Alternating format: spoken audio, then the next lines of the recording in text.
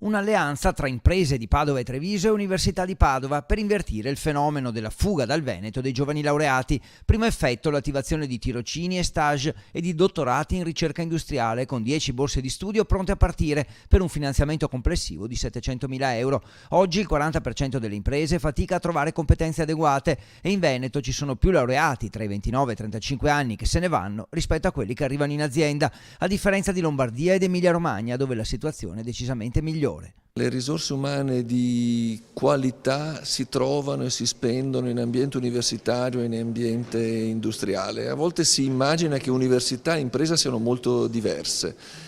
Invece nella realtà non lo sono, serve impegno, serve passione, serve creatività. L'associazione industriali vuole anche che le piccole e medie imprese possano collaborare con l'università. L'accordo firmato è triennale, la competizione globale si gioca su 3 sfide: capitale umano qualificato, trasferimento tecnologico e investimenti, e bisogna conoscere bene le richieste del territorio, delle aziende di qualunque dimensione. L'università deve capire che deve in realtà essere, confrontarsi non con quelle poche aziende eccellenti, no, bisogna calarsi nel territorio. Il nostro territorio deve essere tutto messo al sistema, dobbiamo scaricare a terra tutta la potenza che possiamo dare. Intanto in queste ore il Ministero dello Sviluppo Economico darà il via libera per il finanziamento da 7 milioni di euro per il Competence Center del Nord-Est guidato dall'Università di Padova, che sarà il punto di riferimento per le imprese che vogliono sperimentare le tecnologie digitali e integrarle nei processi di produzione delle aziende.